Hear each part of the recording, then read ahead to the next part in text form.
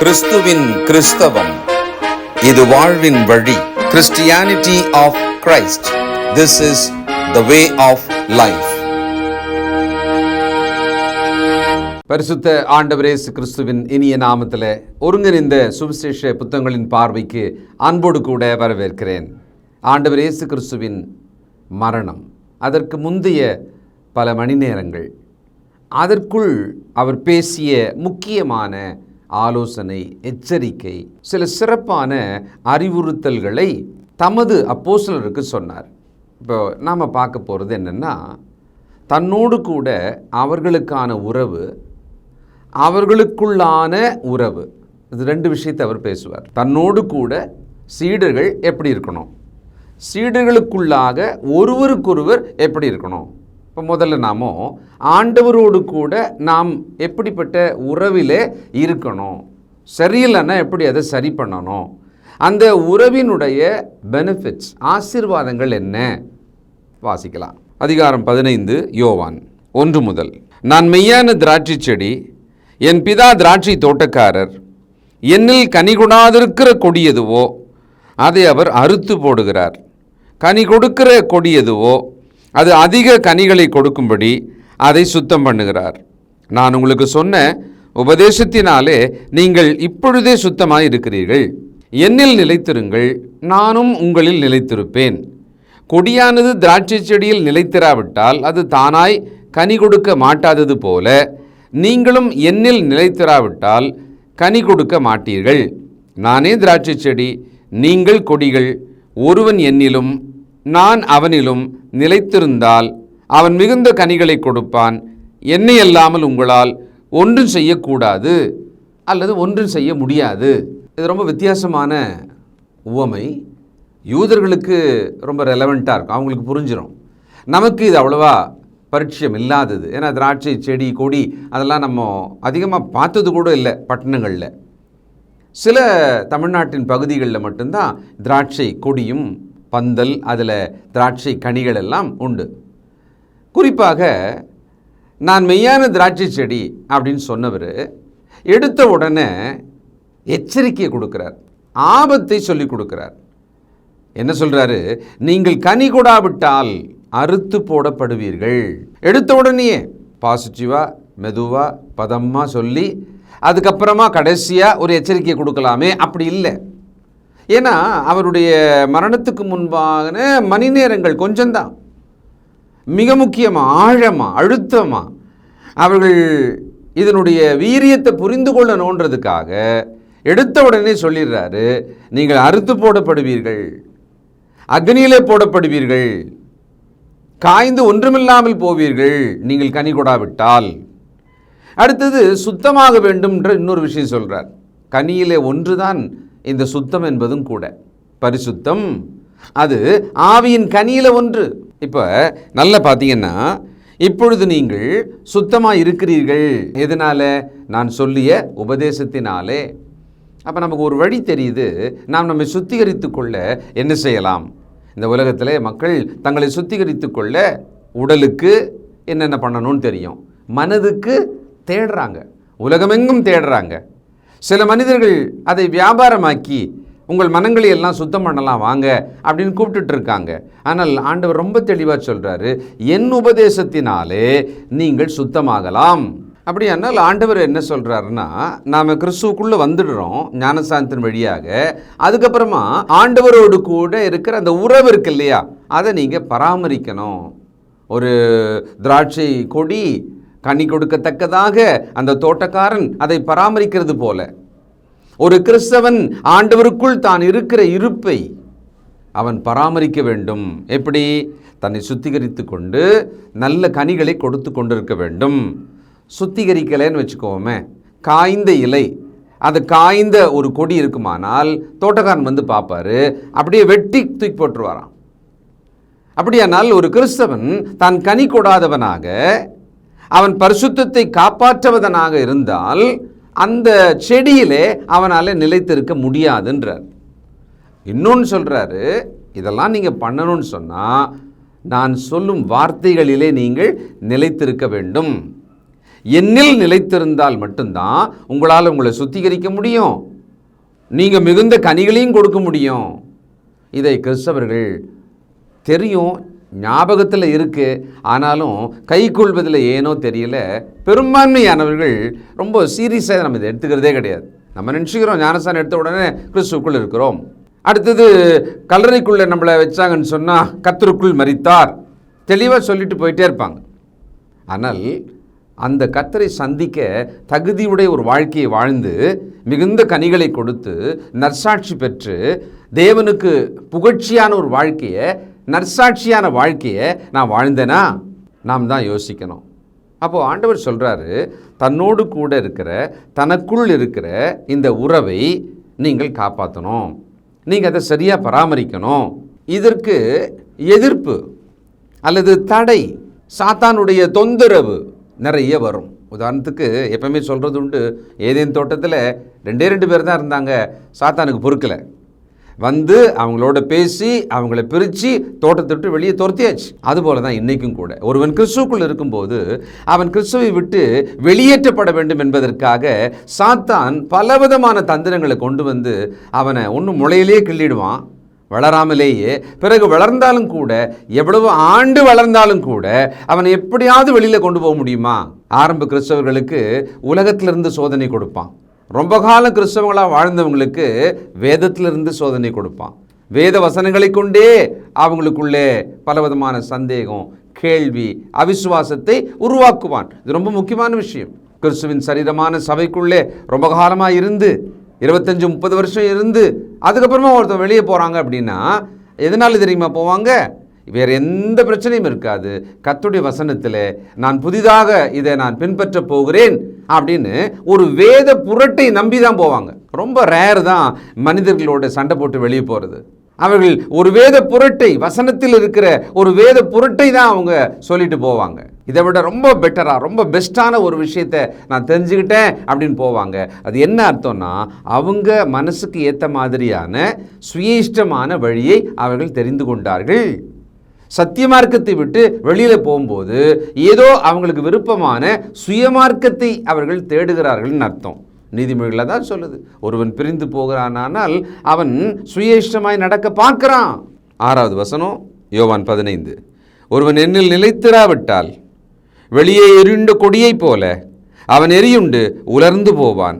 அப்படிப்பட்டவைகளை சேர்த்து அக்னியிலே போடுகிறார்கள், அவைகள் எரிந்து போம்.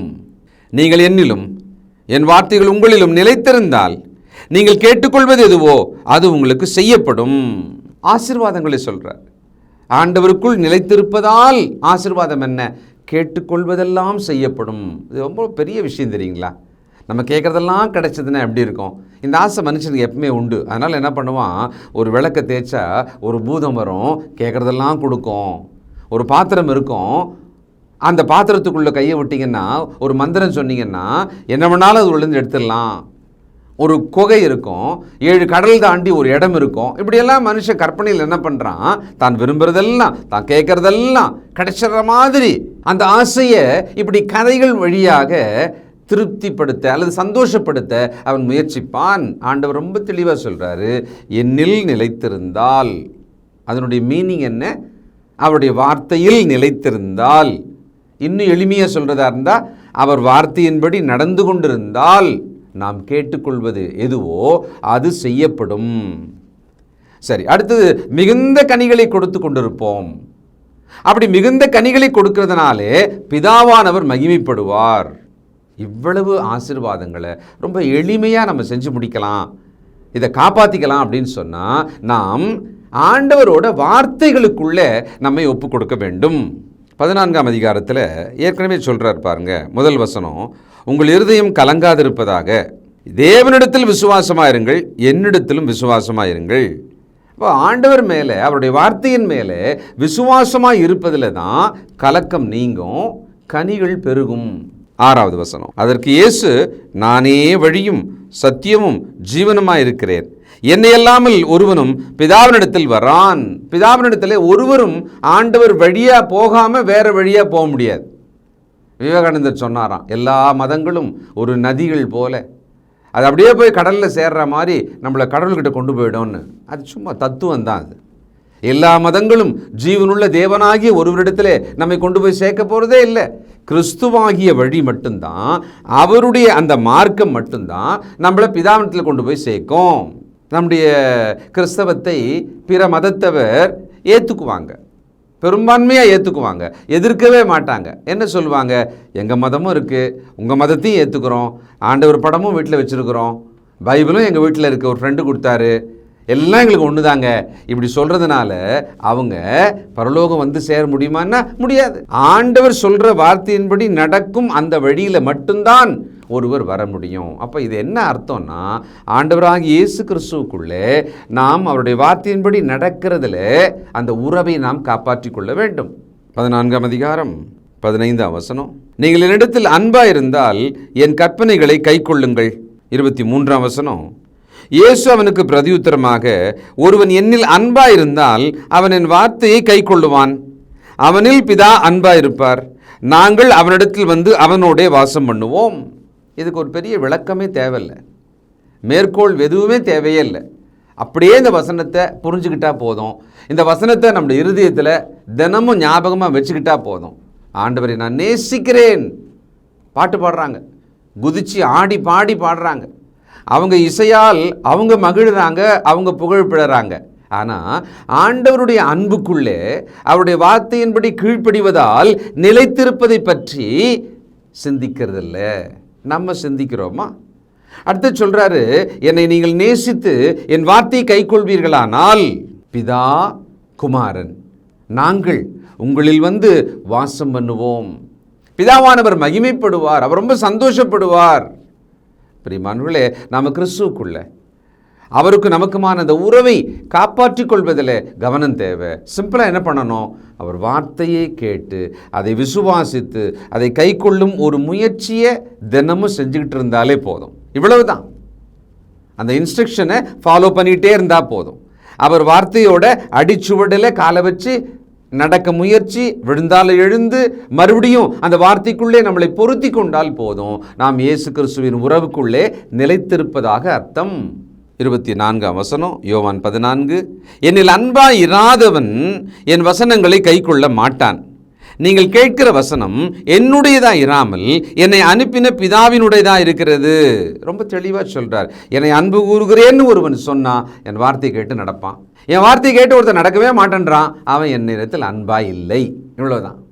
ஆண்டவர் இயேசுவை நேசிக்காத ஒருவர் பரலோகம் எப்படி போக முடியும்? அவர் நம்மை நேசித்து நமக்கு ரட்சிப்பை கொடுக்கிறார், நாம் அவரை நேசித்து அவருக்கு கீழ்ப்படிய வேண்டும். இதுதான் பதில். நம்ம என்ன பதில் செய்யலாம் ஆண்டவருக்காக? மறுபடியும் நம்ம உயிரையே கொடுத்துடலாமா? ஞானசான் எடுக்கும் பொழுதே அப்படியே உயிரை கொடுத்துடலாமா? நம்ம அதை அவர் கேட்கல. அவர் என்ன கேட்குறாரு? அப்பா, நான் உனக்கு இலவசமான மகாபெரிய ரட்சிப்பை கொடுக்கிறேன், என் ரத்தத்தால் கழுவி சுத்திகரிக்கிறேன், என்னுடைய வார்த்தையின்படி நடங்க. அது உங்களுக்கு ஆசீர்வாதம், அது உங்களுக்கு மகிமை, அது உங்களுக்கு பரலோக பாக்கியத்தை அடுத்ததாக தரப்போகிறது. இவ்வளவு தான் சொல்கிறார். நல்லா விளங்கிக்குவோம். நிச்சயமாக நமக்கு அவசியமான ஆனால் அடிப்படை பாடம்தான். ஆண்டவர் இயேசுவின் உறவை பராமரித்து அவரோடு கூட நித்திய காலம் வாழும் அளவுக்கு இந்த பூமியில் அவருடைய வார்த்தையை கேட்டு கீழ்ப்படுகிற ஒரு விஷயத்தை கவனமாக நாம் செய்யணும். 15ஆம் அதிகாரம், யோவான் 10, நான் என் பிதாவின் கற்பனைகளை கைக்கொண்டு அவருடைய அன்பில் நிலைத்திருக்கிறது போல நீங்களும் என் கற்பனைகளை கைக்கொண்டிருந்தால் என்னுடைய அன்பிலே நிலைத்திருப்பீர்கள்.